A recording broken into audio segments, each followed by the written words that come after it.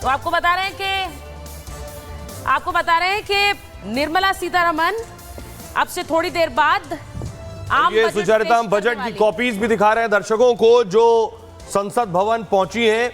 इसके अलावा बजट की कॉपीज जो संसद भवन पहुंची हैं, जो सांसदों तक पहुंचेंगी। और इस बजट से उम्मीदें इसलिए भी ज्यादा हैं क्योंकि आपको याद होगा मोदी 1.0 में, जिसमें लगभग 280 से ज्यादा सीटें थी, एक उसका बजट आपने देखा। मोदी 2.0 में, जिसमें 300 से ज्यादा सीटें थी, उसका बजट आपने देखा। और मोदी 3.0 में लगभग 240 सीटें हैं। इसका बजट कैसा होगा, सब यही जानना चाहते हैं। सुचरिता, तो 2023-24 में देश की आर्थिक विकास दर 8.2% रही। 24-25 में ये 7% तक रह सकती है। अब देखिए, देश की जो आर्थिक व्यवस्था है पिछले 3 सालों से लगातार 8% के पार रही है। इस बार वो बनी रह सकती है, लेकिन 7% तक बनी रह सकती है। वैश्विक अर्थव्यवस्था भी भारत की अर्थव्यवस्था से बहुत हद तक लाभ उठाती है और इसीलिए जो आप देख रहे हैं साल 2019-20 में कर्ज का हिस्सा कितना था, 9.33 लाख करोड़। 24-25 में वो 16.85 लाख करोड़, 8 लाख करोड़ हो सकता है। ये अनुमानित कर्ज का हिस्सा है। तो आप सोचिए कि जो फिस्कल डेफिसिट है वो लगातार जरूर बढ़ रहा है, उसको भी एक तरह से संयमित रखने के लिए कदम कारगर उठा सकती है निर्मला सीतारमण। आपको ये बता रहे हैं कि 2019-20 में 27 लाख करोड़ का बजट था, वहीं 24-25 में 47.66 लाख करोड़ का ये बजट अनुमानित है। तो आप सोचिए एक उछाल जो आया है पिछले कई सालों में। और रक्षा निर्यात का जो हिसाब किताब है वो भी आप देख लीजिए। 17-18 में 4,682 करोड़, फिर उसने एक बड़ा जंप लिया 10,745 करोड़ 18-19 में। 19-20 में 9,115 करोड़। और वैसे वो राशि किस तरह से बढ़ती जा रही है। 23-24 में 21,000 करोड़ का एक रक्षा निर्यात देश का अनुमानित है। आज जब बजट पेश होगा तो इन आंकड़ों को भी आप ध्यान में रखिएगा, क्योंकि यह भी कहा जा रहा है रक्षा निर्यात के साथ साथ कि रक्षा बजट पर भी फोकस रहने वाला है। सुहेल जी, सुचरिता जो बात बता रही थी, बड़ी बात यह है कि प्रधानमंत्री नरेंद्र मोदी के हैट्रिक के बाद, तीसरे टर्म के बाद, यह पहला बजट है।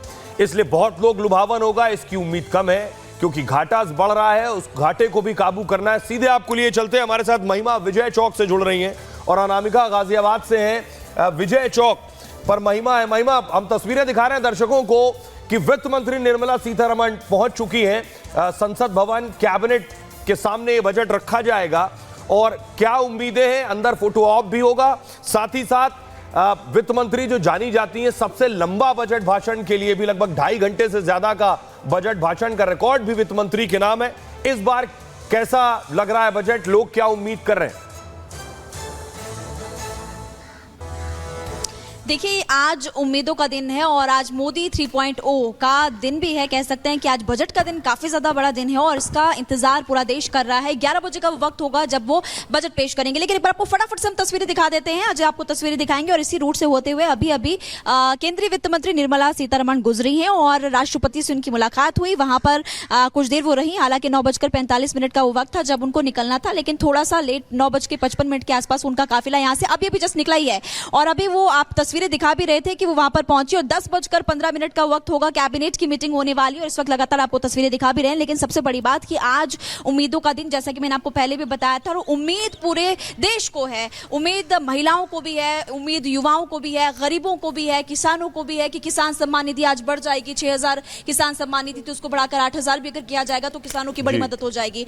युवाओं को लेकर के भी उम्मीद है कि रोजगार बढ़ेगा। महंगाई लगातार बढ़ रही है तो महिलाओं को भी काफी ज्यादा उम्मीद है। देखना होगा कि केंद्रीय वित्त मंत्री की पिटारे से आज क्या निकलता है। लेकिन अपडेट यही है कि अब से कुछ देर में कैबिनेट मीटिंग शुरू होने वाली है और वो यहां से फिलहाल निकल चुकी है। 11 बजे बजट पेश होगा। फिर देखना होगा कि देश को 11 बजे बजट पेश करेंगे निर्मला सीतारमण। अनामिका का रुख एक बार कर लेते हैं। अनामिका, आपके साथ बहुत सारे लोग हैं, बजट तैयार है, ड्राफ्ट तो तैयार है, लेकिन तब भी लोग आज क्या उम्मीद कर रहे हैं, जरा उनसे पूछ लीजिए।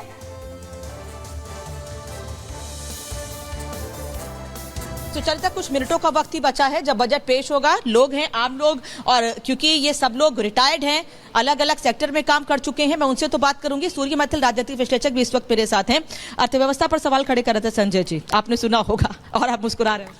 देखिए, अर्थव्यवस्था सवाल खड़े करना विपक्ष का काम है, लेकिन मैं आपको एक बात बता दूं कि इस देश में जब सत्ता संभाली थी प्रधानमंत्री जी ने, तब इस देश की अर्थव्यवस्था 11वें नंबर की थी, आज 5वें नंबर की है और बहुत जल्दी नंबर पे पहुंचने जा रही है। दूसरी चीज, इन्होंने रोजगार की बात की, नौकरियों की बात की, तो मैं पहले एक बात बता दूं कि सरकार सबको सरकारी नौकरी नहीं दे सकती। पहली चीज, स्वरोजगार के ऊपर फोकस सरकार ने किया है। आपने देखा होगा अभी घोषणा पत्र के अंदर 10 लाख से बढ़ाकर प्रधानमंत्री मुद्रा योजना का जो दायरा है वो 20 लाख पे कर दिया गया है। दूसरी चीज, स्वास्थ्य की मेरे मित्र ने बात की, तो मैं इनको बता दूं कि आयुष्मान भारत योजना विश्व की अकेली ऐसी योजना है जिसमें कि अब जो घोषणा के बाद अब इस बजट में आप देखेंगे 70 साल तक के जो हमारे बुजुर्ग जो हैं, हमारे कह रहे हैं योजनाएं शुरू होती हैं, उसका लाभ नहीं मिल पाता। प्रधानमंत्री मुद्रा योजना के अंदर इस देश के अंदर मतलब मैं कहूँ 46 लाख करोड़ से ज्यादा का लोन दिया गया। यही तो कारण है कि आज देश की अर्थव्यवस्था जो है वो पांचवी बड़ी। एक और चीज, एक और, आयुष्मान भारत योजना का तो भूरी प्रशंसा WHO ने भी की है, विश्व बैंक ने देश की अर्थव्यवस्था की योजना जो है वो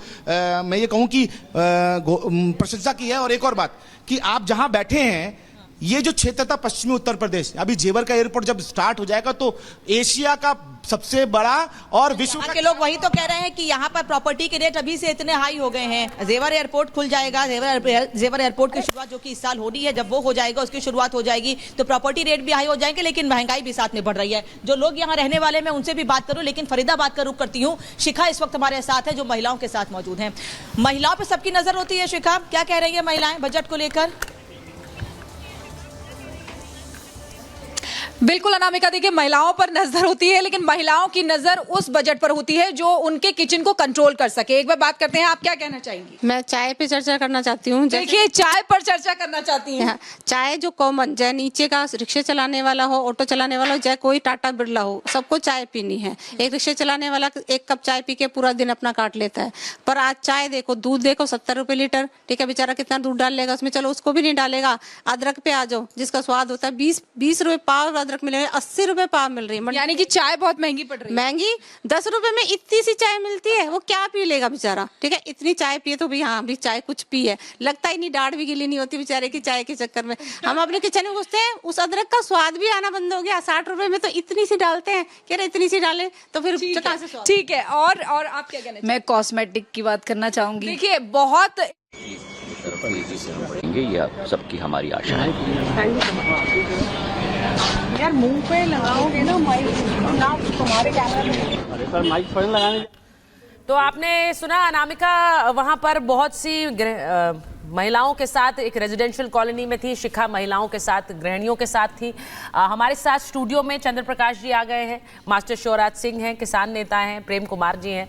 मैं चंद्र प्रकाश जी, जैसा एक जो बात चर्चा में बार बार आ रही है वो ये कि ये क्योंकि ये बजट आ रहा है तो ये लोक लुभावन हो सकता है क्योंकि आंकड़े हिसाब से नहीं आए, या फिर ये लोक लुभावन नहीं हो सकता है क्योंकि सरकार को इस वक्त फिस्कल डेफिसिट का ध्यान रखना है। दोनों ही बातें कही जा रही।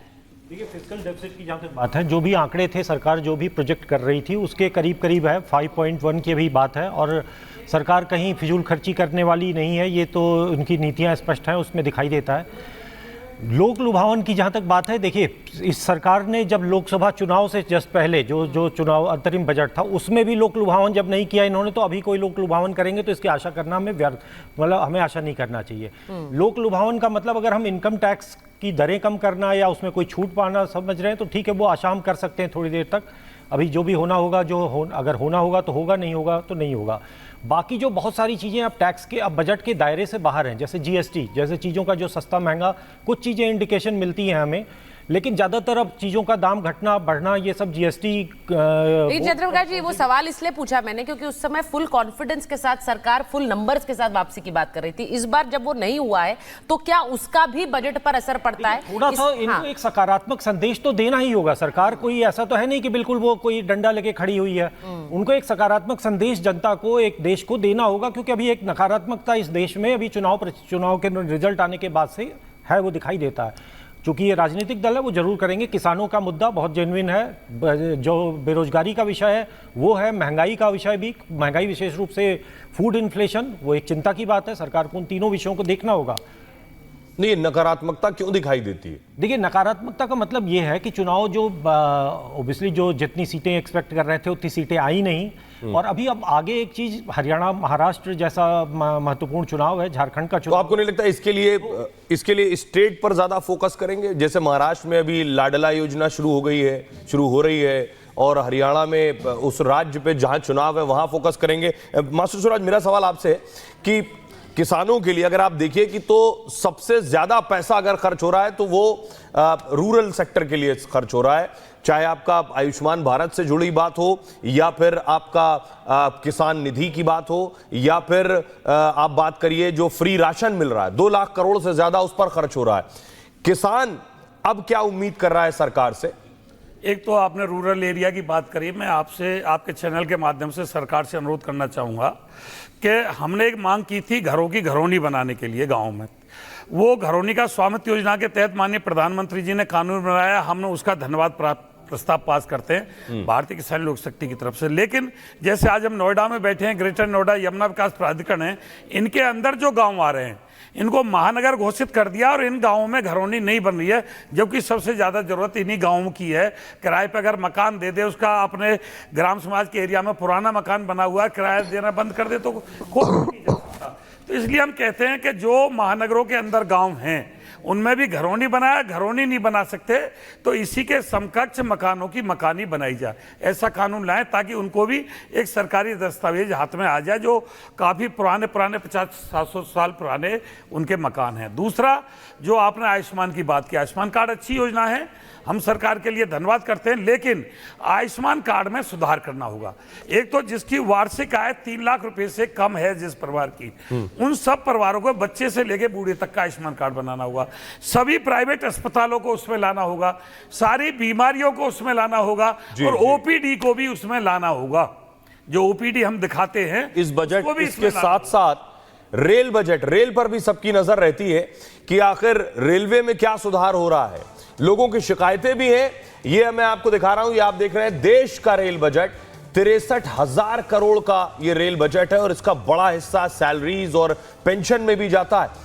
और हर वित्त वर्ष के हिसाब से मैं आपको बता रहा हूं, वित्तीय वर्ष 23-24 में 2.4 हजार करोड़ रुपए, और 24-25 में लगभग 2.5 लाख करोड़ रुपए का अनुमान है रेल बजट का। रेल बजट में जिस तरह से इजाफा हुआ, क्योंकि रेलवे की सेफ्टी, सिक्योरिटी, ये सारी चीजें सरकार की प्राथमिकताओं में थी, इसलिए बजट में इजाफा किया गया। जिस तरह से रेलवे ट्रैक्स बन रहे हैं तेजी के साथ, नई ट्रेन लॉन्च हो रही है सुचारिता, अभी पीछे कुछ रेल हादसे भी हुए हैं, इसलिए मुझे लगता है सरकार का जो कंसर्न है वो रेलवे की सेफ्टी भी है। बिल्कुल, और रेल बजट के साथ साथ सरकार रक्षा बजट पर कितना खर्च कर रही है।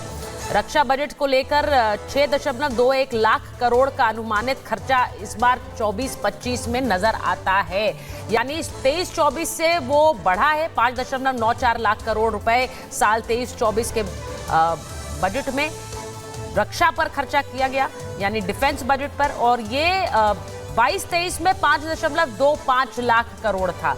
अब देखिए रक्षा बजट में आप देखेंगे तो 21-22 की तुलना में 22-23 में रक्षा बजट का खर्चा कम किया गया, उसके बाद उसे फिर बढ़ाया गया, और इस बार कहा जा रहा है 6 लाख करोड़ से के करीब रक्षा बजट पर खर्चा ये सरकार कर सकती है। तो रक्षा बजट यानी डिफेंस एक सेक्टर एक ऐसा है जिस पर अभी थोड़ी देर पहले चंद्रप्रकाश जी चर्चा भी हो रही थी, प्रेम कुमार जी, कि उस पर वो ऐसा एक खर्चा है जो हम चाहते नहीं है कि उन हथियारों का या फिर जो खर्च किया जा रहा है उस पर उनका इस्तेमाल हो, लेकिन वो उस अनुपात से बढ़ता जरूर जाता है, और इस बार भी आपको लग रहा है वो बढ़ेगा। प्रेम कुमार जी, देखिए, रक्षा बजट तो